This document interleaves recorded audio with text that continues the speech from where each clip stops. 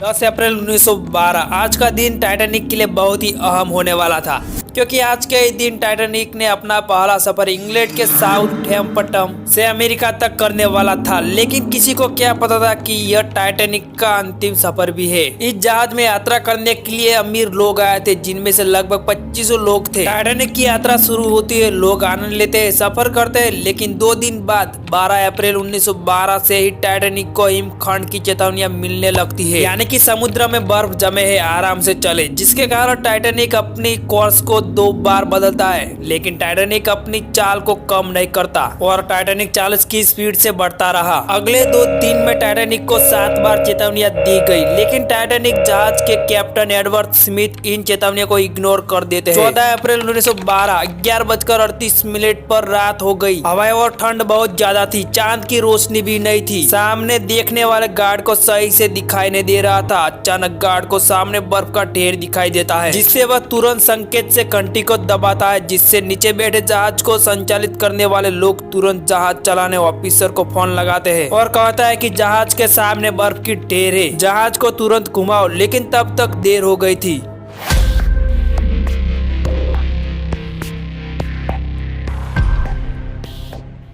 जब RMS Titanic 10 अप्रैल 1912 को रवाना हुआ तो वह सेवा में सबसे बड़ा यात्री जहाज था और इसे अकल्पनीय माना जाता था। ठीक 4 दिन बाद टाइटैनिक की पहली यात्रा एक अंतर्राष्ट्रीय त्रासदी में बदल गई, जब जहाज 14 अप्रैल को रात 11:40 पर उत्तर अटलांटिक में एक ही हिमखंड से टकरा गया और 3 घंटे से भी कम समय में डूब गया।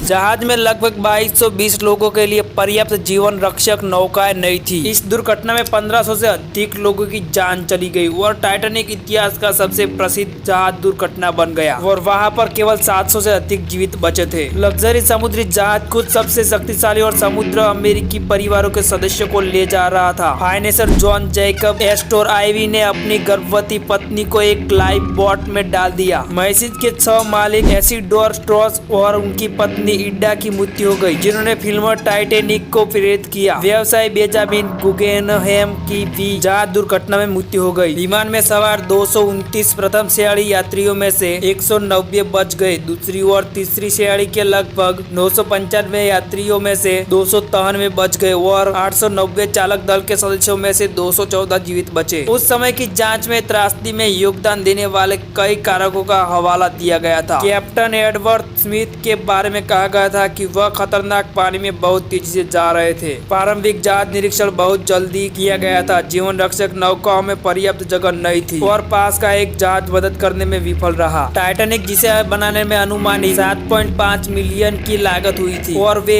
882 फीट से थोड़ा अधिक लंबा था और इसका वजन 26,328 टन था। इसकी अधिकतम गति 23 समुद्री मील थी। जहाज का पता लगाने के लिए वर्षों तक प्रयास किए गए, लेकिन 1985 तक मलबे की खोज नहीं की गई थी। उस समय टाइटैनिक स्पष्ट रूप से बड़ा माउंट एवरेस्ट था। अमेरिकी समुद्र विज्ञानी रॉबर्ट बेलार्ड, जिन्होंने मलबे को खोजने वाले अभियान का नेतृत्व किया और 2021 में CNN ट्रेवल को बताया। बेलार्ड 1977 में अपने पहले प्रयास में सफल नहीं हुए। जब 1985 की सफल खोज अर्गो नामक एक सबमर्सिबल स्लेज का उपयोग करके हुई, जो एक कैमरे में सुसज्जित थी, जो लाइव छवियों को प्रसारित कर सकती थी। समुद्र के सोशल के लिए फ्रांसीसी अनुसंधान संस्थान के साथ काम करते हुए बेलार्ड ने 2 क्षतिग्रस्त परमाणु पनडुब्बियों का पता लगाने के लिए एक गुप्त अमेरिकी सैन्य मिशन में भाग लेते हुए टाइटैनिक के मलबे की खोज की। मिशन के लिए सहमत होने से पहले, जिस पर अमेरिकी राष्ट्रपति रोनाल्ड रीगन ने हस्ताक्षर किए थे,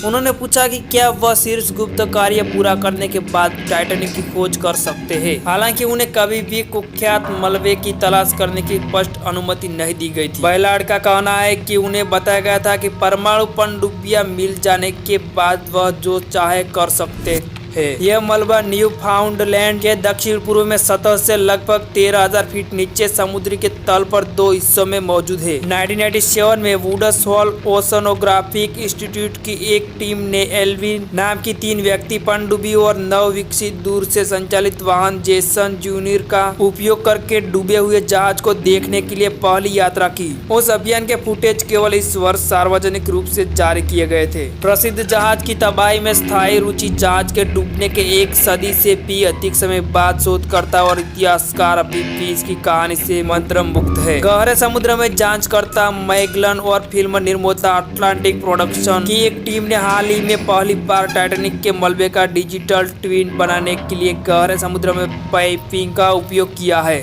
एक समाचार विक्षिप्त में कहा गया है कि इसके 3 मील के मलबे क्षेत्र के प्रत्येक मिलीमीटर को सूक्ष्म विवरण में मैप किया गया था। अंतिम डिजिटल प्रकृति धनुष और कठोर भाग सहित पूरे मलबे को पकड़ने में सफल रही है, जो 1912 में डूबने पर अलग हो गए थे। ओशनगेट वह कंपनी जो मलबे की ओर जाने वाली लापता पनडुब्बियों की वर्तमान अंतर्राष्ट्रीय खोज के केंद्र में है। मलबे के वैज्ञानिक और तकनीकी सर्वेक्षण करने के लिए चालक दल के मिशन की पेशकश करती है। कंपनी की वेबसाइट के एक संग्रहित संस्करण के अनुसार टाइटैनिक के मलबे का पता लगाने के अभियान में यात्रियों की लागत $250,000 से अधिक थी, जिससे इंटरनेट आर्काइव की वेब बैंक मशीन के माध्यम से एक्सेस किया जा सकता है। वह हिमालय की करदाओं में अकेला घूमता है, ना किसी का डर ना कोई फिक्र। सफेद रंग, बड़े बाल, इंसान की तरह दिखने वाला आखिर वो महामानव कौन है? उसे कुछ लोग यति या हिम मानव कहते हैं। क्या कोई 20 फीट लंबा इंसान या जानवर हिमालय में आज भी रह रहा है? जब भी हिमालय के रहस्य की चर्चा होती है तो इस हिम मानव का भी जिक्र होता है। कोरोना फैलने से ठीक पहले भारतीय सेना की एक पर्वतारोही टीम ने दावा किया था कि उसने 32 बाय 15 इंच के पैरों के निशान देखे हैं। इतने विशाल पैर किसी इंसान के तो नहीं हो सकते हैं। सेना की टीम माउंट मकालू पर पर्वतारोहण अभियान के लिए गई थी। माना जाता है कि यह विशाल का हिम मानव नेपाल और तिब्बत के हिमालय रेंज में रहता है। पिछले करीब 100 साल से इस रहस्यमय जीव को लेकर बहस होती रही है। क्या सच में ऐसा कोई जीव है या फिर सिर्फ कोरी कल्पना है?